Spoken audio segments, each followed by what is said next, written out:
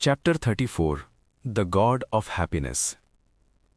जैसे ही ली हुआ वांग होश खोने के करीब था, उसने बिजली की तेजी से अपनी कमर से लटकी हुई ब्रॉन्ज बेल पकड़ी और बाजू घुमाकर जोर से बजा दी। क्लैंग।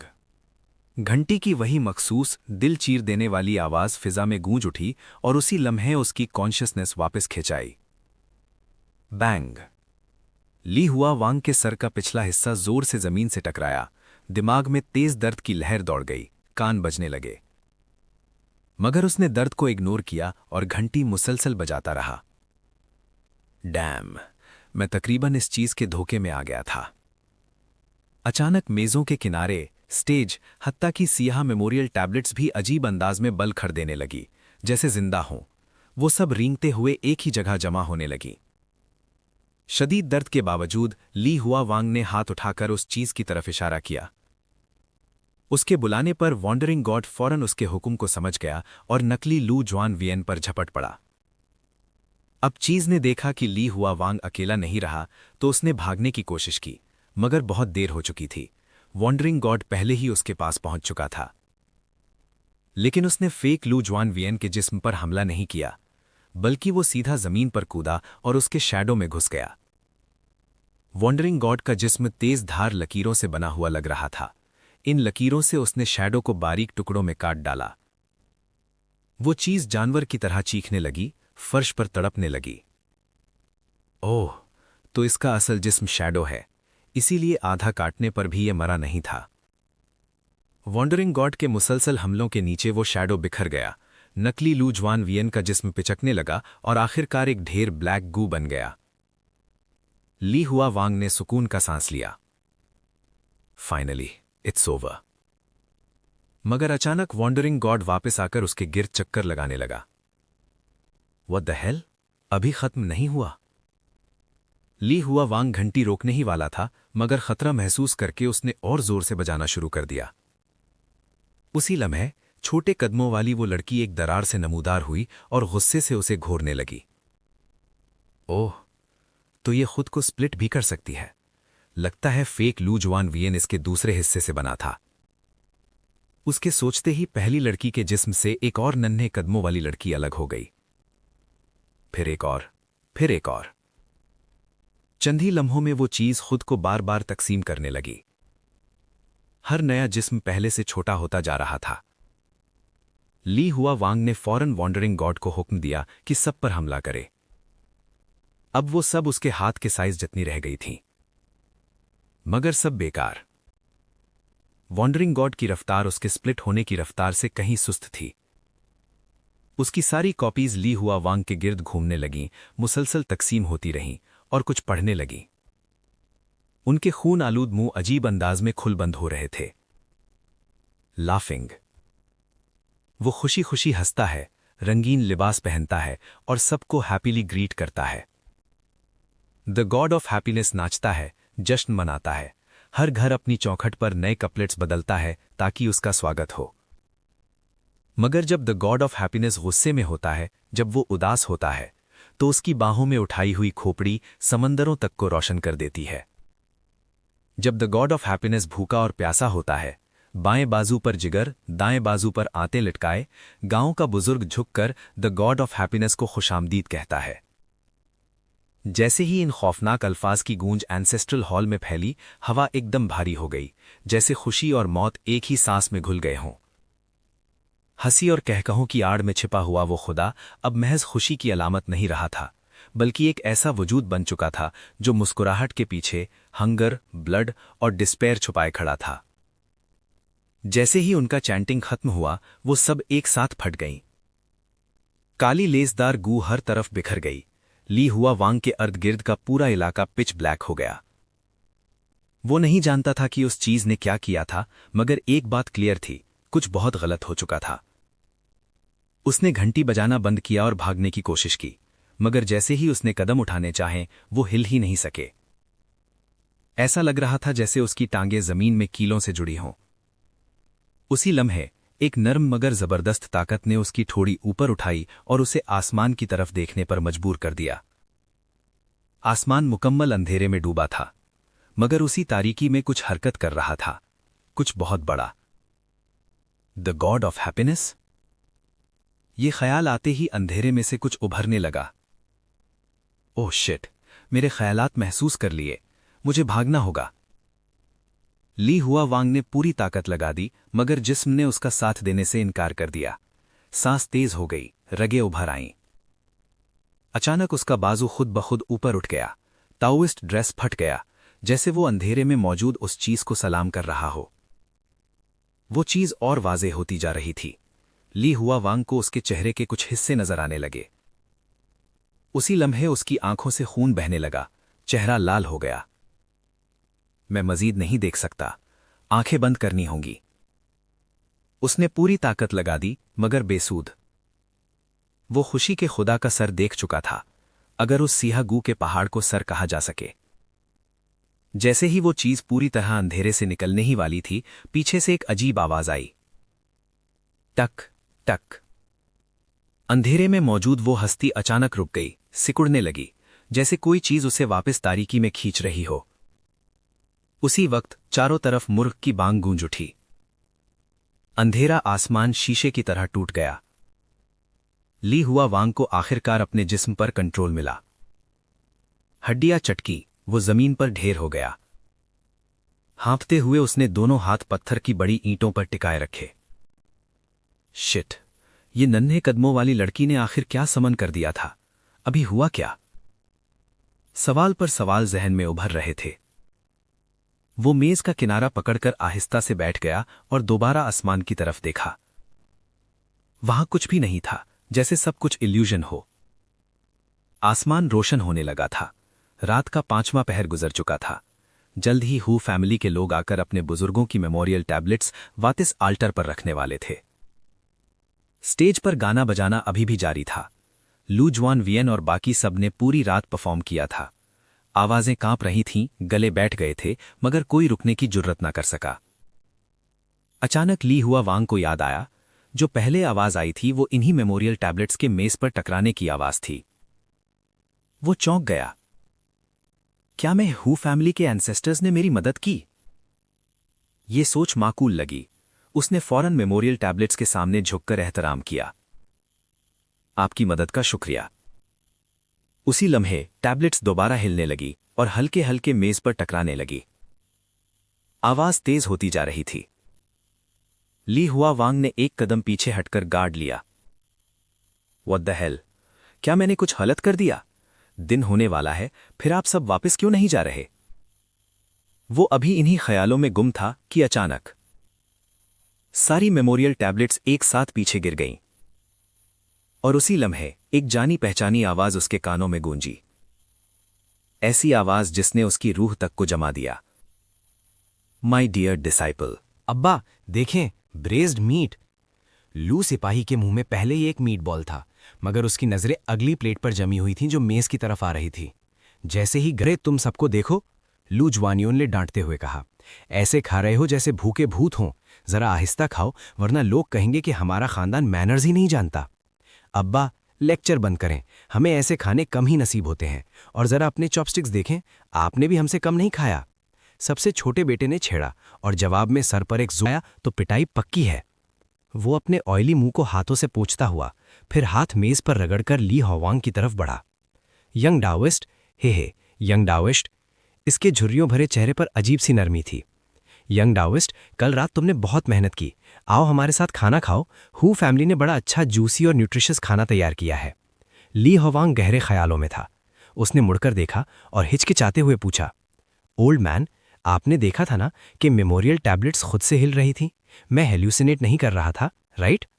अरे यंग डाओइस्ट, लू जुआनियों ने आह भरी, मुझे इन चीज़ों का कुछ नहीं पता। कल रात तो मैंने आपकी तरफ देखने की भी हिम्मत नहीं की, आंखें बंद करके बस परफॉर्म करता रहा।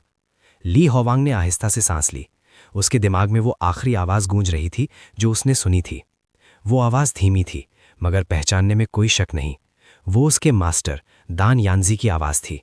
सिर्फ वही उसे माय डियर डिसाइपल कह सकता था। उसे घबराना चाहिए था, मगर वो घबराया नहीं था। वो कन्फ्यूज्ड था, इतना कन्फ्यूज्ड कि खुद पर यकीन नहीं कर पा रहा था। मुझे मालूम है कि मुझे हेल्यूसिनेशंस होते हैं। ब्लैक ताइसुई ना खाने की वजह से ऐसी आवाज़ें सुनना मुमकिन है, मगर फिर मेमोरियल टैबलेट्स खुद से कैसे हिले? और वो गॉड ऑफ हैप्पीनेस जो आया और गायब हो गया। उसे याद आया कि किस तरह दान यानजी का जिस्म मुड़ मुड़कर एक अगली क्रीचर में बदल गया था। क्या वो वाकई इमॉर्टल बन गया? नहीं, ये मुमकिन नहीं। इमॉर्टल बनने का तरीका तो मैंने खुद गढ़ा था, रैंडम नॉनसेंस। वो सही कैसे हो सकता है? अनलेस वो इमॉर्टल नहीं बना बल्कि कुछ और बन गया। फिर वो आखिर है क्या? और वो अब तक मेरा पीछा क्यों कर रहा है? ली होवांग वाज़ेह तौर पर इरिटेटेड हो रहा था। यंग डाओइस्ट, लू ज्वानियोन की आवाज ने उसे चौंका दिया। क्या सोच रहे हो? अब तो हम काफी क्लोज हैं ना? अगर कोई बात दिल में है तो बता सकते हो। ली होवांग ने फैसला कर लिया था। रियल हो या फेक, अभी मैं कुछ नहीं कर सकता। मुझे वेस्टर्न सिटी जाना होगा और मॉनेस्ट्री में जाकर जवाब ढूंढना होगा। मैं दुनिया के बारे में बहुत कम जानता हूं। कुछ नहीं ओल्ड मैन, बस रैंडम बातें सोच रहा था। आइए खाना खाते हैं। ये सुनकर लू ज्वानियोन खुशी से सर हिलाकर अंदर आया। दोनों मेज की तरफ बढ़े, मगर जैसे ही वो पहुंचे लू ज्वानियोन का चेहरा स्टिफ हो गया। चिकन के अलावा मेज पर रखा हर डिश साफ हो चुका था, प्लेट्स तक चटी हुई थीं। आह, क्या मील था! लू सिपाही ने बेल्ट ढीली करते हुए कहा। ऐसे ही एम्परर फीस्ट करता होगा। इसका मुंह तेल से चमक रहा था। लू ज्वानियोन शर्मिंदगी से हंसा। मेहमानों के सामने डांटना अच्छा नहीं लगता। उसने रोस्ट चिकन उठाकर ली होवांग के सामने रख दिया। यंग डाओइस्ट, चिकन वाकई जूसी है। माफ करना, बाकी डिशेस तुम्हें सर्व न कर सका। ली होवांग ने मुस्कुराया और एक निवाला लिया। कोई बात नहीं, चिकन काफी डिलिशियस है। अभी उसने चंद ही बाइट्स लिए थे कि कॉरिडोर से लोग अंदर आए। उनकी कयादत हू खिंग है कर रहा था, वही बूढ़ा जिसने लू ज्वानियोन को हायर किया था। नॉट बैड, हे खिंग हे ने कहा। लगता है मेरे इंसेस्टर्स तुम्हारी परफॉर्मेंस से बहुत सेटिस्फाइड है। कैंडल्स तक खाली गई हैं, ये बहुत जॉयस साइन है। लू ज्वानियोन ने आजिजी से हंसते हुए कहा, बस हमारा फर्ज था। ट्रूप लीडर लू, अगर दोबारा इधर से गुजर हो तो हमारे घर चाय पीने जरूर आना। ये कहकर खू खिंग है ने साथ खड़े आदमी को इशारा किया। सुर्ख रब के कपड़े से ढका हुआ एक ट्रे सामने लाया गया। कपड़ा हटाया गया। अंदर चांदी के 10 टुकड़े चमक रहे थे। ये पेमेंट है, जैसा तय हुआ था। प्लीज इसे रिसीव करें। अय्यो, आपकी बड़ी मेहरबानी, लू ज्वानियोन ने खुशी से कहा। जब तक हम जिंदा हैं बस खबर भेज दीजिए, हम फौरन आ जाएंगे। खू खिंग है के जाने के बाद लू फैमिली ट्रे के गिर्द जमा हो गई। सबकी आंखों में लालच चमक रहा था। जैसे ही लू सिपाही जिंदगी में पहली बार इतनी बड़ी रकम छूने लगा, स्मोक पाइप दोबारा उसके हाथ पर पड़ी। लू ज्वानियोन ने 4 सिल्वर पीसेस उठाकर अपने कपड़ों में डाल लिए। बाकी 6 टुकड़ों को देखते हुए उसकी आंखों में रिलक्टेंस साफ थी। फिर भी वो मुस्कुराया और ट्रे को ली होवांग के करीब रख दिया, जो सुकून से चिकन खा रहा था। हो, आओ यंग डाओइस्ट, हमारी डील 60-40 की थी। ये तुम्हारा हिस्सा है, your share of the reward. बाब 36, डोंकी काट, गधा गाड़ी। लीहो वोंग ने चांदी के 6 सिक्के देखे और बगैर किसी हेजिटेशन के कबूल कर लिए। आखिरकार उसे पैसों की वाकई जरूरत थी। यंग डाओइस्ट, आराम से खाओ, हम पहले प्रिपरेशंस कर लेते हैं, कल रवाना होंगे। जब लू फैमिली के लोग पेट भरकर खा चुके तो उन पर नींद का गलबा छा गया। पूरी रात जागने के बाद उनका दिमाग भारी हो चुका था, इसलिए सब आराम करने चले गए। उनके जाने के बाद कमरे में सिर्फ ली हो वोंग रह गया। वो भुनी हुई मुर्गी को घूरने लगा जो उसके सर से भी बड़ी थी। उसने हू फैमिली के नौकरों को बुलाया। क्या कोई चीज है जिसमें इसे स्टोर करके ले जाया जा सके? कुछ ही देर में ली हो वोंग वूली गांग से बाहर निकला, एक डोंकी काट के साथ, जो खाने के थैलों से भरी हुई थी। 6 सिक्कों को उसे बहुत सोच समझकर खर्च करना था। ये रकम घोड़ा खरीदने के लिए काफी नहीं थी, मगर एक बूढ़ा गधा और गाड़ी लेने के लिए बिल्कुल ठीक थी। कम से कम अब उन्हें खाना खुद उठाकर नहीं चलना पड़ेगा। जब वो वूली गांग से बाहर आया तो उसने देखा कि सब लोग खेत में खुश्क चावल के तिनकों के बीच में बैठे थे। वो गांव में दाखिल नहीं हुए थे, डरते थे कि कहीं देहाती खौफजदा ना हो जाएं। इसी वक्त ली हो वोंग ने देखा कि वो शकरकंदी भून रहे हैं। उसने गाड़ी से भुनी हुई मुर्गी निकाली। लो, ये खाओ। इतने दिनों से खुश्क राशन खाते हुए लोगों ने जैसे ही मुर्गी देखी, उनकी खुशी फट पड़ी। सब दौड़कर आए। एक मुर्गी को 10 लोगों में बांटा गया। अगरचे मात्रा कम थी, मगर हर निवाला बड़ी एहतियात से खाया गया, यहाँ तक कि हड्डियां तक चबा डाली गईं। सीनियर ली, ये मुर्गी कहाँ से आई? और ये डोंकी काट, कलाप आखिर गए कहाँ थे? बाई लिंग मियाओ ने मुर्गी का टुकड़ा चबाते हुए पूछा। ली हो वोंग खुश्क तिनकों के ढेर पर लेट गया और आहिस्ता आहिस्ता कल के वाकये की पूरी कहानी सुनाने लगा। जब बाइलिंग मियाओ ने सुना कि ली हो वोंग ने अपनी जान खतरे में डालकर ये सब हासिल किया, तो उसने मुर्गी रख दी और फिक्रमंद होकर उसके करीब आई। सीनियर ली, हमें अफसोस है, अगर हम ना होते तो आपको इतनी सख्त लड़ाई लड़ने की जरूरत नहीं पड़ती। ली हो वोंग ने आंखें खोली और उस लड़की को देखा जिसकी आंखों पर हरा कपड़ा बंधा था। ये तुम्हारी गलती नहीं। अगर वो चीज़ एंसेस्ट्रल हॉल में जाहिर हो सकती थी तो इसका मतलब है वो शुरू से ही हमारा पीछा कर रही थी। कल नहीं सही किसी और दिन उससे टकराव हो ही जाना था। फिर वो लम्हे भर रुका, जेफर टेम्पल में अपनी हैलोसिनेशंस को याद करते हुए। और ये भी नहीं मालूम मुस्तकबिल में कौन किसको ड्रैग करेगा। उसने लड़की की तरफ देखा और नरमी से उसका हाथ थाम लिया। बाइलिंग मियाओ शर्मिंदगी से हाथ छुड़ाने ही वाली थी कि रुक गई। ली हो वोंग ने आंखें बंद कर लीं और आहिस्ता आहिस्ता उसकी गिरफ्त ढीली की, मगर उसी लम्हे बाइलिंग मियाओ के नर्म हाथ ने उसका हाथ और मजबूती से पकड़ लिया। एक रात की प्रॉपर रेस्ट के बाद दोनों ग्रुप दोबारा सफर पर निकल पड़े।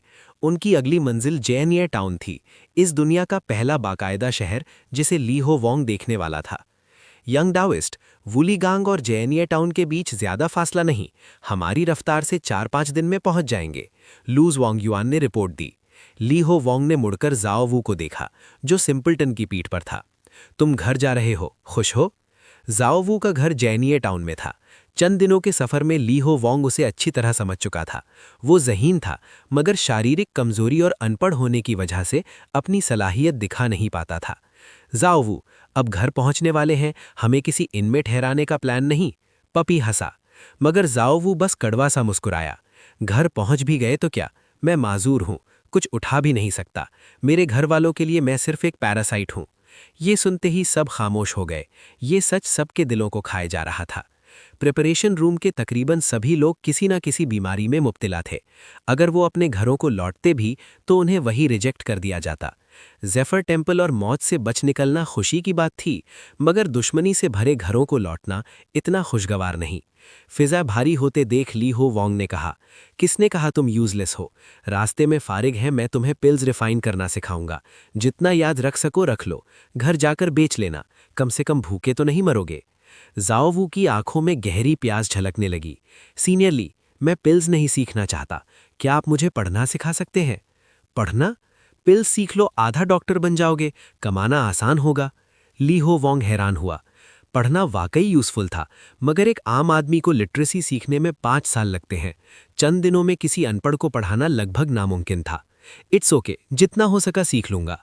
जाओ व्यू की इस थर्स्ट को ली हो वोंग पूरी तरह ना समझ पाया, मगर क्योंकि वो सीखना चाहता था तो उसने सिखाने का फैसला किया। सिंपलटन, जाओ वू को काट पर रख दो, मैं पढ़ाऊंगा। वो बेसिक अल्फाज याद करवा रहा था कि अचानक खामोशी छा गई। उसने सर उठाया, सब लोग सुन रहे थे, यहाँ तक कि लू फैमिली भी। उनकी आंखों में एहतराम था, जैसे ली हो वोंग कोई साध्विक काम कर रहा हो। यंग डाओइस्ट, ही लूज वोंग युआन हंसा और 2 प्रिजर्व्ड सॉसेजेस निकालकर अपने छोटे बेटे को आगे खींच लिया। उसी वक्त पीछे से धूल का बादल उठा। एक घोड़ा रुका और एक मोटा आदमी उतरा। अरे, हु फैमिली का सबसे छोटा बेटा, इतनी जल्दी कहाँ जा रहे हो? लूज वोंग युआन ने पूछा। कहीं नहीं, मैं आपके साथ चलना चाहता हूँ, रोज परफॉर्मेंसेस सुनूंगा। वो बालिग लगता था, मगर आवाज बच्चों जैसी थी। ऐसा मजाक मत करो, वापस जाओ, दादा परेशान होंगे। फिक्र न करे, मैं पे करूंगा। उसने सोने की चेन निकाली और जबरदस्ती लूज वांग युआन के हाथ में रख दी। उसी वक्त घुड़सवार आ पहुंचे। अब्बा, मुझे वापस मत ले जाओ, मैं परफॉर्मर बनना चाहता हूँ। अगले ही लम्हे एक जोरदार थप्पड़ पड़ा, उसका चेहरा सूज गया। परफॉर्मर बनेगा? बेवकूफ, वो सबसे घटिया लोग होते हैं।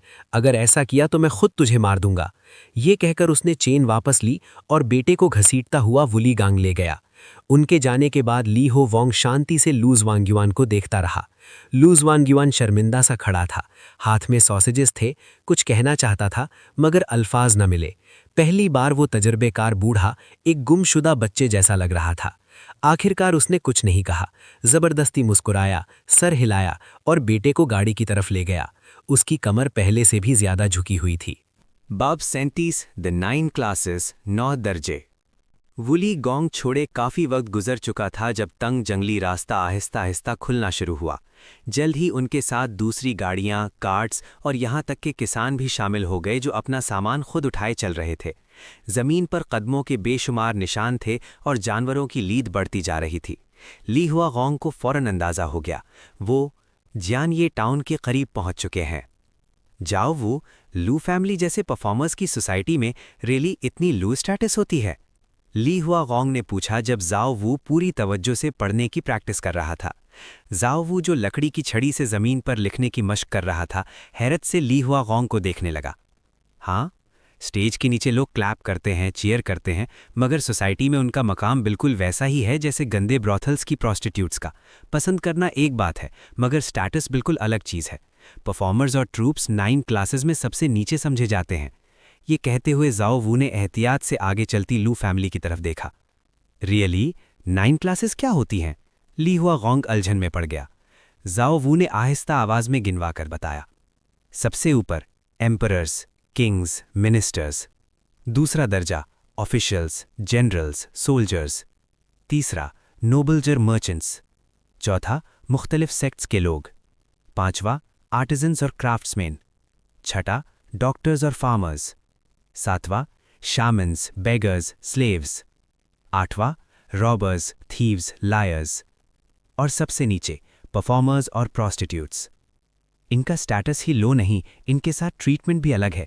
बॉटम 3 क्लासेस के लोग रिच फैमिलीज में शादी नहीं कर सकते, खास कपड़ों के अलावा कुछ नहीं पहन सकते, हॉर्स या सेडान पर नहीं बैठ सकते, सिल्क या ब्रोकेट पहनना मना है, और ऑफिशियल्स के सामने 3 गुना ज़्यादा झुकना पड़ता है। ली हुआगोंग वाकई मुतासिर हुआ। तुम्हें इतना सब कुछ याद है? जाओ वो हल्का सा मुस्कुराया। टाउन में रहा हूं, ये बेसिक नॉलेज है। वैसे आप कहाँ से आए हैं? ये सब तो आम लोगों को मालूम होता है।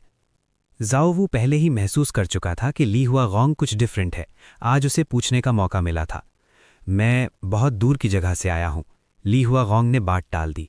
वो जानता था ये लोग कभी नहीं समझ पाएंगे। जाओ वो ने मजीद सवाल नहीं किए। कम से कम हम लकी हैं, हमारा एम्परर सबको ऑफिशियल एग्जाम देने देता है, क्लास की परवाह नहीं। कुछ जगहों पर बॉटम कीन क्लासेस को एग्जाम देने की इजाज़त ही नहीं, यानी परफॉर्मर हमेशा परफॉर्मर ही रहता है। Is that so? ली हुआगोंग ने आज इस दुनिया के बारे में एक और चीज़ सीख ली। और मैं ताओइस्ट होने के नाते मेरा क्या स्टेटस है? ताओइस्ट्स 9 क्लासेस में शामिल नहीं होते। वो 3 रिलीजन्स में आते हैं। ज़्यादातर लोग ताओइस्ट की रिस्पेक्ट करते हैं या उनसे डरते हैं। आखिर सुपरनैचुरल से कौन पंगा लेना चाहता है? ये सुनकर ली हुआगोंग को सुकून मिला। अब ताओइस्ट रोब उतारने का ख्याल उसके दिल से निकल गया। सफ़र में ये रोब फ़ायदा ही देगी। अच्छा जाओ वो दानियांगजी जैसे लोग किस क्लास में आते हैं? ये सवाल ली हुआगोंग के लिए बहुत इंपॉर्टेंट था। सच कहूँ तो मुझे नहीं मालूम। इससे पहले मैंने इतना स्ट्रॉन्ग इंसान कभी नहीं देखा था। मुझे तो सब एग्जैजरेटेड लगता था। रियली? ली हुआगोंग सोच में पड़ गया। अगर दानियांगजी जैसे ताकतवर शख्स फेमस नहीं था तो या तो वो किसी सेक्ट के जरिए सप्रेस किया जा रहा था, या फिर इसीलिए जंगल में छुपकर इमॉर्टल बनने की कोशिश कर रहा था। अचानक यंग ताओइस्ट, गेट दिखाई दे रहा है, जानिए टाउन पहुंच गए। लू ज्वांग युआन की आवाज गूंजी। ली हुआगोंग ने सर उठाया। कई दिनों के सफर के बाद उसने काई से ढकी एक छोटी सी दीवार देखी। यही जानिए टाउन था। लू फैमिली तो आराम से टाउन में दाखिल हो गई, मगर ली हुआगोंग और बाकी लोगों को गार्ड्स ने रोक लिया। गार्ड लीडर ने तलवार निकाली। रुको, तुम लोग कौन हो? हेड गार्ड यान, ये मैं हूं, जाओ वू। ये मेरे जानने वाले हैं, मुझे घर छोड़ने आए हैं। जाओ वू को पहचान कर गार्ड्स ने तलवार नीचे कर दी। जाओ वू कहाँ थे? और अपने दोस्तों से कहो खुद को ढाको, टाउन के लोग डर जाएंगे। शुक्रिया हेड गार्ड यान। मेरा खानदान ठीक है? हाँ, तुम्हारी दूसरी बहन की शादी भी हो गई है, जाकर मिल लो। मसला बढ़ने से बचने के लिए ली हुआगोंग ने बैम्बू हैट्स खरीदे जिन पर सियाह पर्दा था। फिर भी वो नोटिसेबल थे, मगर पहले जितने खौफनाक नहीं। डिपार्चर का टाइम। चैप्टर 38 जानिए टाउन। वो गलियों में चल रहे थे, किसी सराय यानी इन की तलाश में। तुम्हें क्यों लगा कि जाओ वू को उसके बाप ने बेचा? उस लड़की से पूछा। हाइपरट्राइकोसिस वाली वो लड़की आमतौर पर खामोश रहती थी, मगर आज उसकी बात ने सबको हिला दिया। एक शेर भी अपने बच्चे का ख्याल रखता है, शायद वो इतना बुरा ना हो, ली हुआगोंग ने कहा। ये सुनते ही वो लड़की कांप गई, आंसुओं से भरी आवाज में बोली, शेर कभी अपने बच्चे को नहीं छोड़ता, लेकिन इंसान शेरों से भी ज्यादा जालिम होते हैं। मुझे मेरे माँ बाप ने खुद बेच दिया था। सब वहीं रुक गए, सदमे से उसे देखते रह गए। सिर्फ 2 चांदी के सिक्के, सिर्फ 2। उन्होंने मुझे बेच दिया, पलट कर भी नहीं देखा, वो कांपती आवाज में बोली। उसके दर्द को महसूस करते हुए बाई लिंगमाए सरधे से उसके पास आई, उसे गले लगाया और पीठ सहलाने लगी। ली हुओ वोंग कुछ देर खामोश रहा, फिर बोला, अगर उन्होंने तुम्हें बेच ही दिया था तो क्या तुम वाकई वापस जाना चाहती हो? हाँ बिल्कुल, लड़की ने दांत भींच कर कहा। उसकी तेज सांसें और बेचैनी देखकर ली हुओ वोंग समझ गया उसका घर लौटने का रीजन बाकी सबसे अलग है। टोंग लाए इन, आज रात यहीं ठहरते हैं। ली हुओ वोंग ने बाईं तरफ लगे साइन बोर्ड की तरफ इशारा किया और अंदर चला गया। खुशामदीद मुअज़्ज़िज़ मेहमानों, सिर्फ आराम करेंगे या रात भी गुजारेंगे? हम रात गुजारेंगे। कितना खर्च आएगा? हमारे पास 3 तरह के कमरे हैं। डिलक्स रूम खाने समेत 90 कॉइन्स, सुपीरियर रूम 60 कॉइन्स बिना खाने के, और नॉर्मल रूम 20 कॉइन्स लेकिन वो डॉर्मेटरी जैसा है। आप 7 अडल्ट्स और 5 बच्चे, कुल 12 लोग हैं। मेरी रिकमेंडेशन है 4 सुपीरियर रूम्स। हर कमरे में 3 लोग आराम से सो सकते हैं और बच्चों की सुपरविजन भी बेहतर रहेगी। ठीक है, यही कर लो। बहुत खूब, 12 मेहमान, 4 सुपीरियर रूम्स, कमरे ऊपर हैं, सीढ़ियां चढ़ते वक्त एहतियात करें। जल्द ही इतने दिनों के सफ़र के बाद अब उसे सांस लेने का मौका मिला था, इस अजीब दुनिया को ऑब्जर्व करने का। घोड़े संभालते मजबूत आदमी, पंखा थामे आलिम, लालटेन पकड़े बच्चे और यहाँ तक कि कंधे पर टोकरी उठाए एक कुबड़ा खाने वाला। सब कुछ रियल भी लग रहा था और अजीब भी, जैसे कहीं फिट ही नहीं हो रहा था। रफ्ता रफ्ता अजनबी चेहरे धुंधले होने लगे। ली हुओ वोंग देखता रहा, यहाँ तक कि एक जाना पहचाना चेहरा नजर आया। उसके जिस्म में झटका सा लगा। यांग ना! उसका चेहरा आंसुओं से भीगा हुआ था। वो चीख रही थी, हुओ वोंग, वेक अप! क्या? सदमे से वो पीछे गिरा, फौरन संभला और दोबारा खिड़की की तरफ लपका। लेकिन वो यांग ना नहीं थी, बस उससे जैसी दिखने वाली एक और लड़की थी। हाँ, मैं इस दुनिया में इतना बड़ा हो चुका हूं, अगर यांग ना वाकई यहां होती तो वो अब तक जवान लड़की कैसे रहती? ली हुओ वोंग दीवार के साथ फिसल कर बैठ गया, खाली आंखों से छत की लकड़ियों को देखते हुए। क्या मेरी हल्यूसिनेशंस वापस आ रही हैं?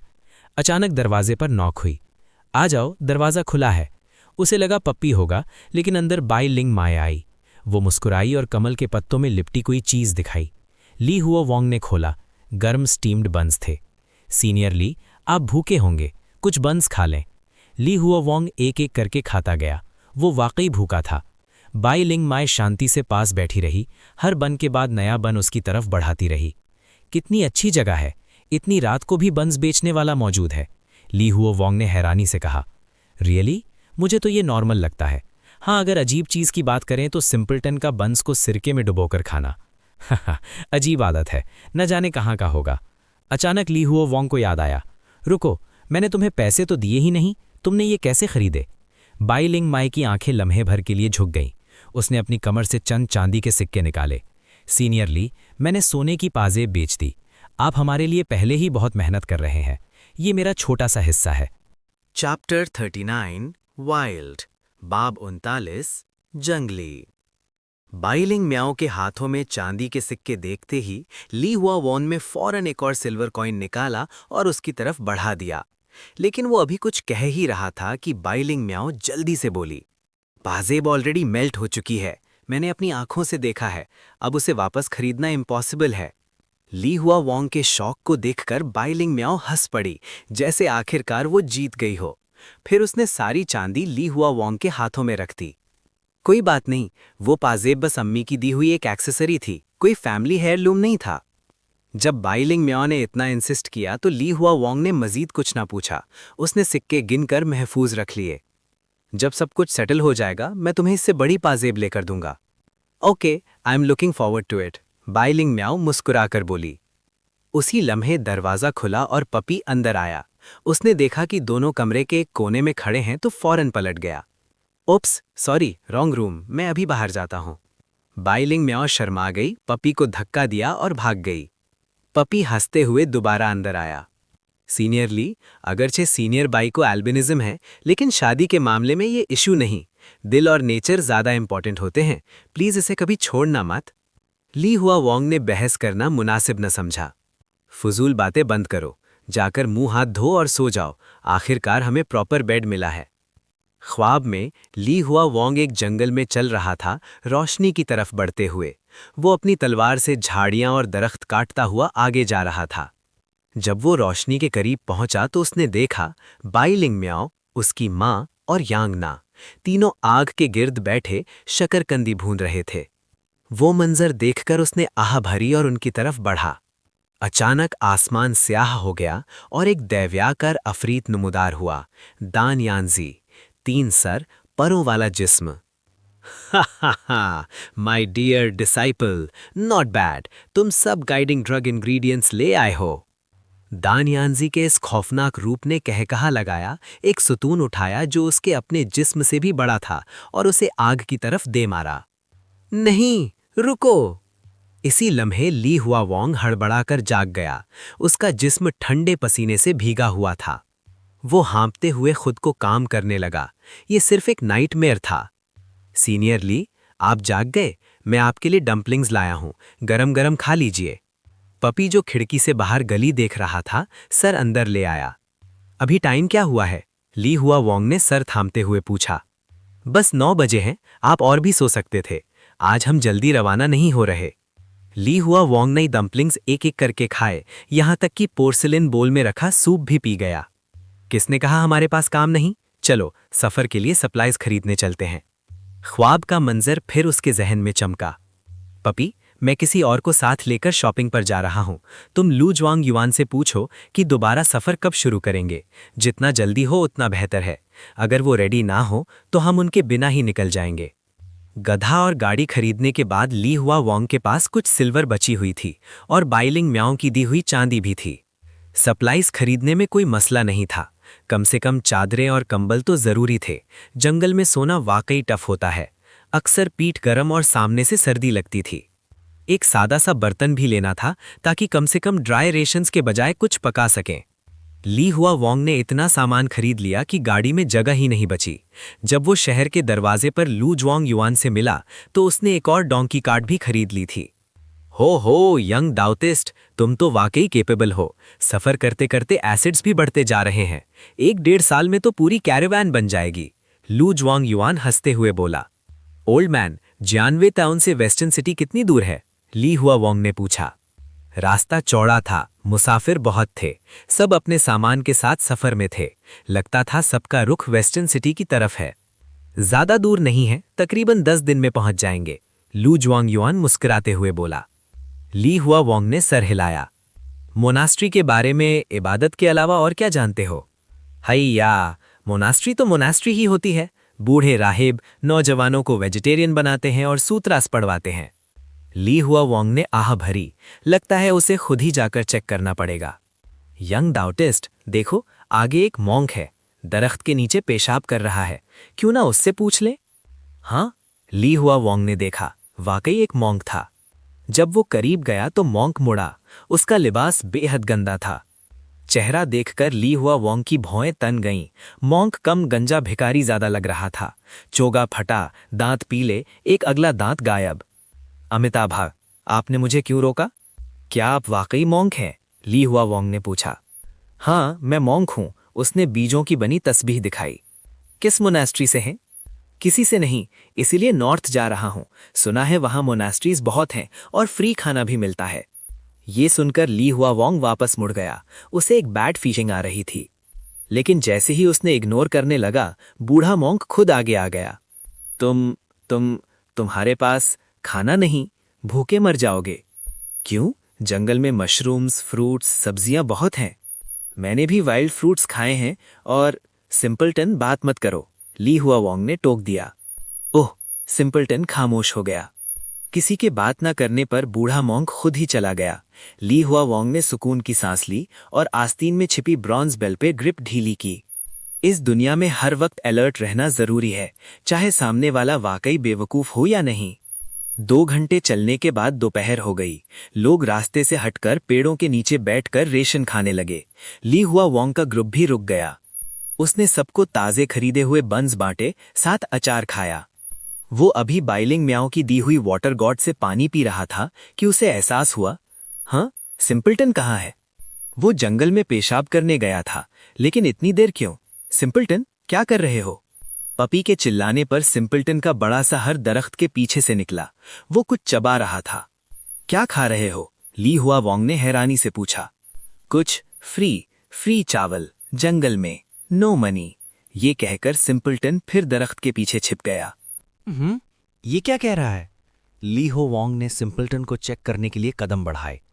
जैसे ही वो जंगल में दाखिल हुआ, उसने जो मंजर देखा उससे उसका दिल दहल गया। सिंपलटन और वो बूढ़ा मंक एक छोटे से मिट्टी के माउंट के सामने स्क्वाटिंग करके कुछ खा रहे थे। कब्र के ऊपर पीले रंग के चंद कागज रखे थे, जिन्हें एक पत्थर से दबाकर रखा गया था। ली हो वोंग ने गुस्सा जब्त करते हुए सिंपलटन को लात मारी। खड़ा हो जा, तुम्हें शर्म नहीं आती? मुर्दों के लिए चढ़ाया गया खाना खा रहे हो। मरने का शौक है क्या? मैंने कहा था ना इससे बात मत करना। सिंपलटन ऑकवर्डली खड़ा हुआ। मैंने बात नहीं की। कब्र के सामने घुटने टेको और माफी मांगो, ली हो वोंग ने हुक्म दिया। सिंपलटन के माफी मांगने के बाद ली हो वोंग ने सिर्फ अपने हाथों से उसे खींचकर खड़ा कर लिया। ये दुनिया स्ट्रेंज थी, सुपर नेचुरल चीजों से भरी हुई। वो कोई रिस्क नहीं लेना चाहता था। एक छोटी सी लापरवाही बहुत बड़ा मसला बन सकती थी। ली हो वोंग ने तलवार निकाली और बूढ़े मंक की तरफ तान दी। तुम्हारा मकसद जो भी हो, मुझे और मेरे लोगों को अकेला छोड़ दो, वरना रिग्रेट करोगे। बूढ़ा मंक कुछ कह पाता उससे पहले ही ली हो वोंग सिंपलटन को खींचकर ले गया। मैं तो बस एक मंक हूं, वो बड़बड़ाया और मुर्दों का खाना खाता रहा। सबने दोबारा सफर शुरू किया। ली हो वोंग का चेहरा संजीदा था। आने वाली चंद रातों में गहरी नींद मत सोना, ट्रबल हो सकती है। अगरचे सिंपलटन ने माफी मांग ली थी, मगर कब्र में जो चीज थी उसका एटीट्यूड क्या था कोई नहीं जानता था। ली हो वोंग रिस्क नहीं लेना चाहता था। सबने खामोशी से सर हिलाया। सूरज ढलने लगा तो सबने सफर रोका और जंगल में लकड़ियां जमा की। आज ली हो वोंग ने आग एक्स्ट्रा ब्राइट जलाई, हत्ता कि कुछ लोगों को मजीद लकड़ियां काटने को कहा। चांद नहीं था, चारों तरफ पिच ब्लैकनेस। दरख्तों की शाखें हवा में हिल रही थीं, जैसे अंधेरे में कुछ छिपा हुआ उन्हें घूर रहा हो। वक्त गुजरता गया, खामोशी बढ़ती गई और जल्द ही सब सो गए। लेकिन ली हो वोंग जाग रहा था, जैसे किसी चीज का इंतजार कर रहा हो। वो सिर्फ अंधेरे से नहीं, बल्कि उस बूढ़े मंक से भी वैरी था। अगर कब्र से कुछ निकलता तो सबसे पहले शायद उसी मंक को ढूंढता। शायद अच्छा ही हो अगर कुछ आ जाए, कम से कम मुझे उस मंक की हकीकत तो पता चल जाए। अगले ही लम्हे किसी ने चीख मारी, डाकू भागो! ये आवाज अंधेरे को चीरती हुई फैल गई। सब लोग तेजी से मुंतशिर हो गए। शिट, हमें देख लिया गया, घोड़े लाओ! डाकू चीखते हुए पीछे दौड़े। जंगल में भागो, वहां घोड़े ठीक से नहीं चल सकते, बूढ़ा मंक चिल्लाया। सब जंगल की तरफ लपके। ली हो वोंग और उसके लोग भी दौड़े, मगर उनकी डोंकी काट घोड़ों जितनी तेज नहीं थी। घोड़ों की टापों की गरज सुनकर ली हो वोंग ने पलटकर देखा। एक डाकू घोड़े पर सवार एक बूढ़ी औरत पर तलवार चला रहा था। हमें लड़ना होगा, ली हो वोंग चीखा। एक पिल निकाली और निगल ली। गर्म लहू फिर उसके जसीम में दौड़ गया। वो डाकू की तरफ छलांग लगा गया। उसी लम्हे बूढ़ा मंक अचानक बूढ़ी औरत के पास नमूदार हुआ और उसे जमीन पर धकेल दिया। डाकू ने लगाम खींची, घोड़ा पिछले पांव पर उठा, लोगों को कुचलने के लिए। डाकू क्रूअल अंदाज में मुस्कुराया। उसे लूटमार और औरतों को सताना पसंद था, मगर अगले ही लम्हे किसी ने दौड़कर उसके घोड़े पर पंच मारा। घोड़ा दर्द से चिल्लाया, रुख बदल गया और उसके खुर जोर से बूढ़े मंक के पास जमीन पर लगे। डाकू घोड़े से गिर पड़ा। उसने देखा घोड़े का सर अचानक एक्सप्लोड हो गया। अगले ही लम्हे थड़, उसका अपना सर भी फट गया। दूसरे डाकुओं ने खतरा देखकर विसल बजाई। ली हो वोंग जानता था दानियंगजी के पिल के असर में ही उन्हें डराना होगा। रात की शांति में लड़ाई की आवाज गूंजी और चंद डाकू मरने के बाद बाकी सब भाग निकले। रिट्रीट, वो बहुत स्ट्रांग है, सर्वेलेंस ब्यूरो का बंदा लगता है। ली हो वोंग हाँपता हुआ खड़ा था। उसकी मुट्ठियों पर खून लगा था। फिर वो मुड़ा और बूढ़े मंक को देखा। इस फाइट के बाद उसे यकीन हो गया, वो वाकई बस एक आम मंक था, कुछ और नहीं। ली हो वोंग की नज़र के नीचे बूढ़ा मंक उठा, एक जख्मी लाश के पास गया, घुटने टेके और कुछ पढ़ने लगा। ली हो वोंग करीब आया, सुनने की कोशिश की। अमिताभा, अमिताभा, अमिताभा। वो अजीब प्रोनंसिएशन के साथ बार बार यही पढ़ रहा था। कई बार दोहराने के बाद बूढ़ा आदमी जंगल में गया और मरने वाले के लिए कब्र खोदने लगा। Chapter 41 monk. घप अंधेरी कच्ची सड़क पर ली हुआ वोंग मशल उठाए सबको लीड कर रहा था। रात अभी तक खत्म नहीं हुई थी, मगर पिछले वाक़ये के बाद किसी को भी नींद नहीं आ रही थी। सब इतने शेकन थे कि सोने का सोचना भी मुश्किल था। अब उनकी डोंकी कार्ट में कटे हुए घोड़े का गोश्त भी लदा हुआ था। डाकुओं की लाशों से मिले चंद सिल्वर कॉइन्स के साथ ये भी ली हुआ वोंग की स्पॉइल्स ऑफ वॉर में शामिल था। आज के लिए काफ़ी सफ़र हो गया है, ली हुआ वोंग ने हुक्म दिया। सुबह तक यहीं रुकते हैं, रात में सफ़र अनसेफ है। ये कहते हुए उसने मशलें इकट्ठी करके एक नया बॉनफायर बना दिया। चाहे नींद ना आए, रेस्ट करने की कोशिश करो, कल फिर सफ़र है, एनर्जी बचाओ, पहली पहरेदारी मैं करूंगा। जल्द ही गधों के सुमू और कदमों की आवाज़ें मध्यम हो गईं और सड़क फिर से खामोश हो गई। आग के पास बैठा ली हुआ वोंग पीछे देखने लगा। वो रास्ता मुकम्मल अंधेरे में डूबा हुआ था। लगता है वो फकीर सा मंक लाशें दफनाने के बाद ही आएगा। अभी जो कुछ हुआ था उसे याद करके ली हुआ वोंग को इस दुनिया के केओस पर हैरत होने लगी। हर तरफ डेंजर छिपा हुआ था, मगर एक ही नस्ल के लोग भी आपस में मुत्तहिद नहीं थे। एक दूसरे को मारना आम बात थी। उसने तलवार से बुझती आग को खुरदरा किया और पास पड़ी लकड़ियां उसमें डाल दीं। कुछ वक्त बाद जंगल में बिखरे लोग आहिस्ता आहिस्ता उसके बॉनफायर के करीब आने लगे। जल्द ही इर्द गिर्द कई छोटी आगें जलने लगीं। लू खानदान के लोग वापस नजर नहीं आए, मगर ली हुआ वोंग को जरा भी फिक्र ना हुई। जब डाकू आए थे वो सबसे पहले भागे थे। लू ज्वांग युआन एक्सपीरियंस्ड आदमी था। चाहे वो कितना ही कंजूस हो, उसने गाड़ियों के लिए घोड़े रखे थे। वो ऐसे हालात के लिए तैयार था। वक्त गुजरता गया, आसमान हल्का हल्का रोशन होने लगा। लोग जागे तो घोड़े का गोश्त ग्रिल करके नाश्ता बनाने लगे। घोड़े का गोश्त खास मज़ेदार नहीं था, मगर मीट इज़ मीट, ताकत बहाल करने के लिए काफ़ी था। इसी दौरान पीछे से एक कांपती हुई फिगर आई। ली हुआ वोंग ने उसे देखकर गार्ड थोड़ा सा डाउन किया। वही बूढ़ा मंक था।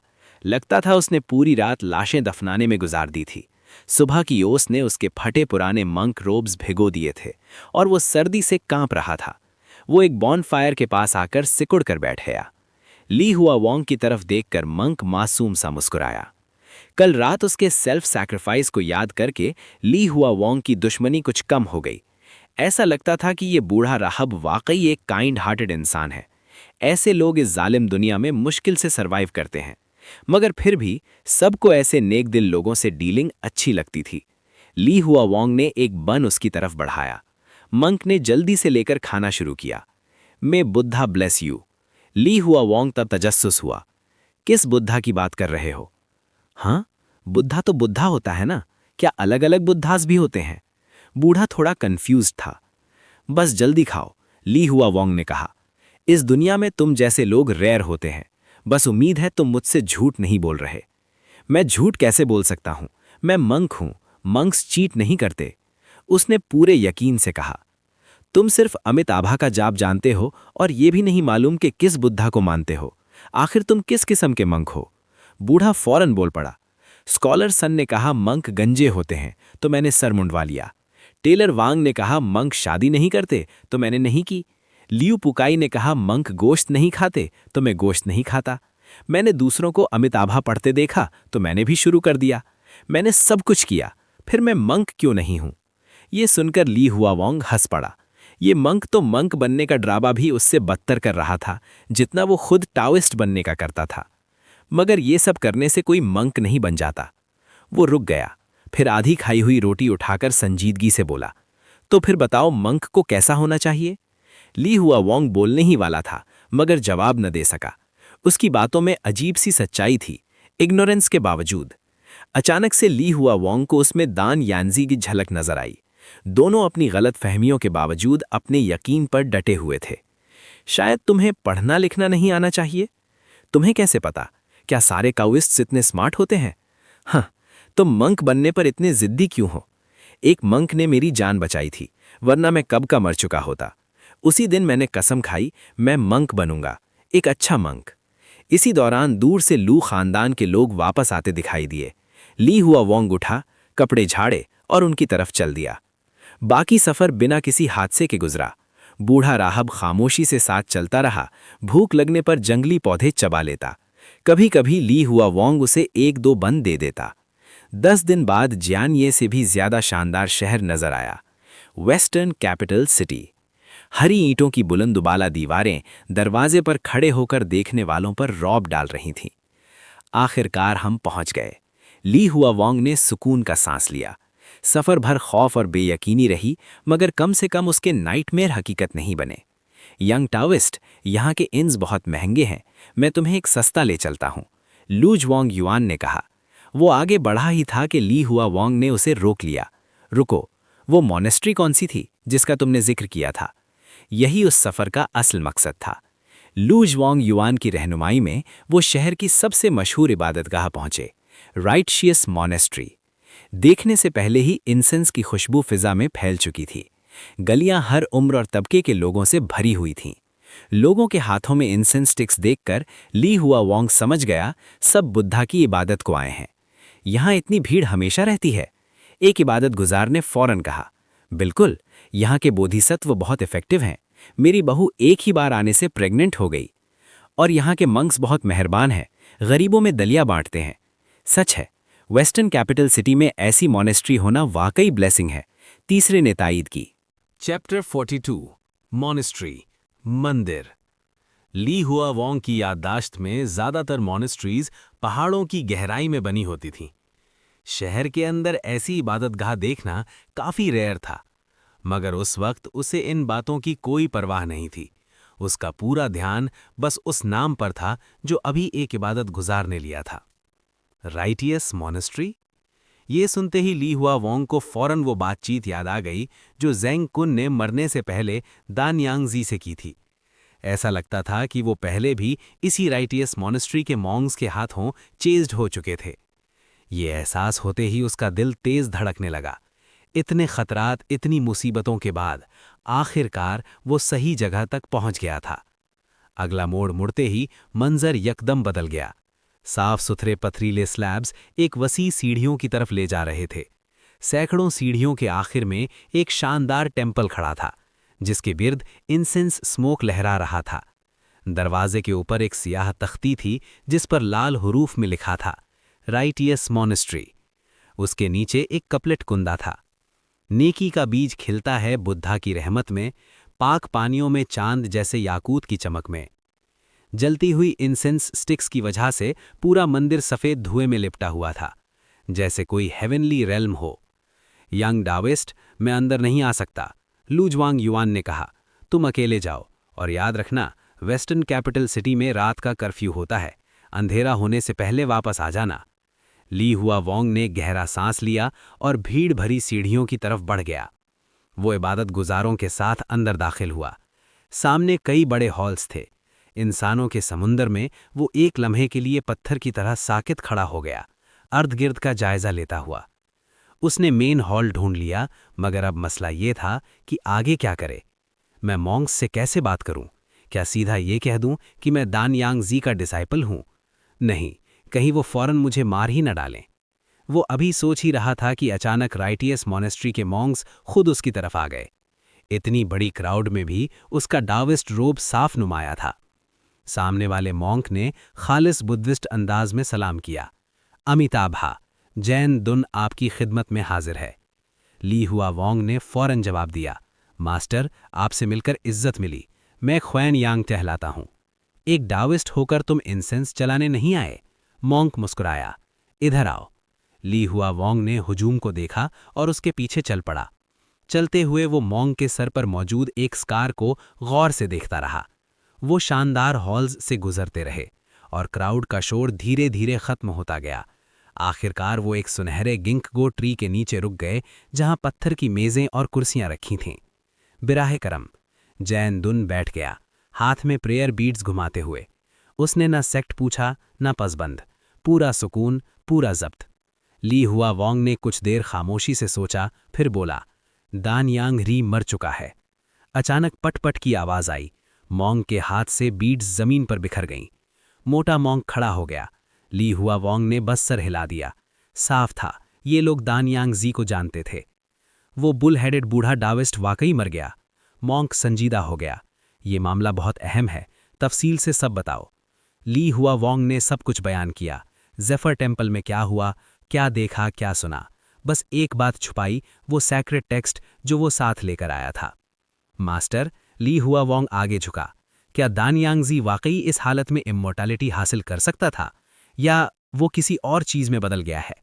सुनहरे दरख्त के पत्ते हवा में सरसराने लगे। ख्वानयांग, जैन दुन ने संजीदगी से पूछा, क्या तुमने वाकई दानयांगजी को अपने कान में बोलते सुना था? हाँ। ली हुआ वांग की आंखों में चिड़चिड़ाहट चमकी। ये हेलुसिनेशन नहीं था और गॉड ऑफ हैप्पीनेस का मामला भी एबनॉर्मल था। वो अंधेरे से निकलकर मुझे खाना चाहता था, मगर उसका जिस्म जैसे किसी चीज ने खींच रखा था। मेरा शक है वो दान यांगजी था, वही इममॉर्टल बन चुका था। जैन दुन ने देर तक सोचा, फिर खड़ा हो गया। ये मामला बहुत संजीदा है, बिराह करम इंतजार करें। वो जल्दी से चला गया। ली हुआ वोंग ने आसमान की तरफ देखा। जैसा सोचा था, दान यांगजी का मामला इतना आसान नहीं। आधी इंसेंस स्टिक के वक्त से भी कम में जैन दुन वापस आ गया, नए प्रेयर बीट्स के साथ। ख्वैन यांग, एबर्ट आपसे खुद मिलना चाहते हैं। राइटियस मॉनेस्ट्री बेहद वसी थी। काफी चलने के बाद वो एक अजीम हॉल में पहुंचे। 8 कोनों वाले दरवाजे से झांकते हुए ली हुआ वोंग ने 5 देवाक्ष बुद्धा स्टैचूज देखे। सब मुख्तलिफ लेकिन इक्वली मैजेस्टिक अंदाज में बैठे थे। सामने एक मॉन्क प्रेयर मैट पर बैठा था, सर पर 5 बुद्धा वाली टोपी, बिल्कुल मॉन्क टैंग जैसी। वो चांटिंग कर रहा था, आवाज पूरे हॉल में गूंज रही थी। 5 बुद्धास की निगाहों के तले ली हुआ वोंग के कदम खुद ब खुद सुस्त हो गए। चांटिंग रुकी, मॉन्क धीरे धीरे मुड़ा। ली हुआ वोंग चौंक गया।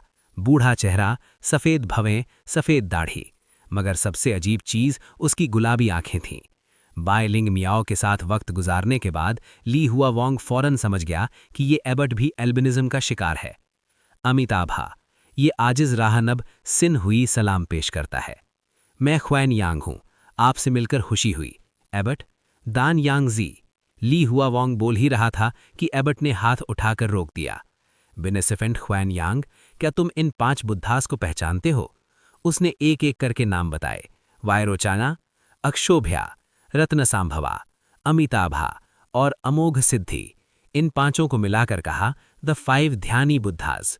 ली हुआ वोंग परेशान हो गया। ये सब अब क्यों? एबर्ट, बिराह करम असल बात बताएं, दान यांगजी क्या बन चुका है? सिन हुई ने सुकून से जवाब दिया, he has become a Buddha.